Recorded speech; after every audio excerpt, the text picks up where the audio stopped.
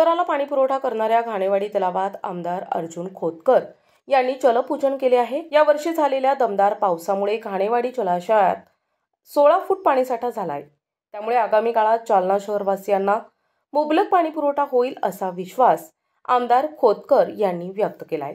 याच दरम्यान आमदार खोतकर यांनी जलाशय परिसरात सुरू असलेल्या सौर ऊर्जा प्रकल्पाची पाहणी केली।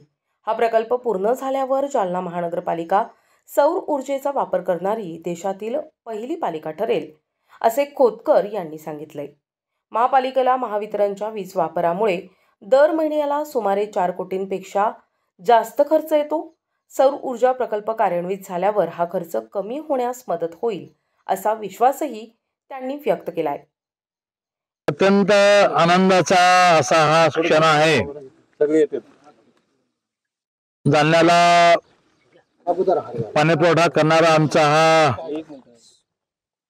घाणेवाडी जलाशय, ज्याचं नाव प्रचलित अशा प्रकारचं आहे, हा जलाशय आता पूर्ण भरण्याच्या स्थितीमध्ये या ठिकाणी आलेला आहे। निसर्गाने आमच्यावरती कृपा केली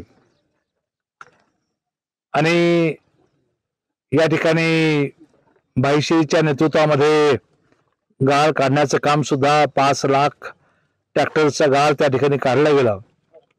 कदाचित तलाव भरेल की नाही भरेल अशा प्रकारची स्थिती असताना आज अजून पावसाळा बाकी महिन्याभर आणि अशा परिस्थितीमध्ये 16 फुटाच्या पुढे पाणी या ठिकाणी गेलेलं आहे।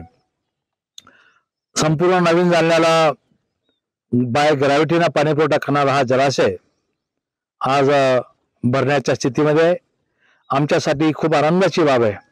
जालनेकरांसाठी खूप आनंदाची बाब आहे। वरुण देवता आमच्यावरती प्रसन्न झाला आणि आज आम्हाला पाणी या ठिकाणी मिळतंय। आम्ही सर्व या ठिकाणी आज आमचे सर्व नगरसेवक, सन्माननीय नगरसेवक, सर्व सन्माननीय पदाधिकारी यांच्या नेतृत्वामध्ये आज जलपूजनासाठी आम्ही या ठिकाणी आलेलो आहेत। आम्ही समस्त जालनेकरांच्या वतीनं आज या ठिकाणी जलपूजन केलेलं आहे।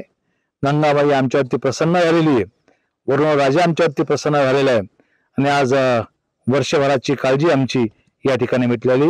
त्यामुळे हा आनंदाचा क्षण आहे। आम्ही परमेश्वराचे आभार व्यक्त करतो। NTV news Marathi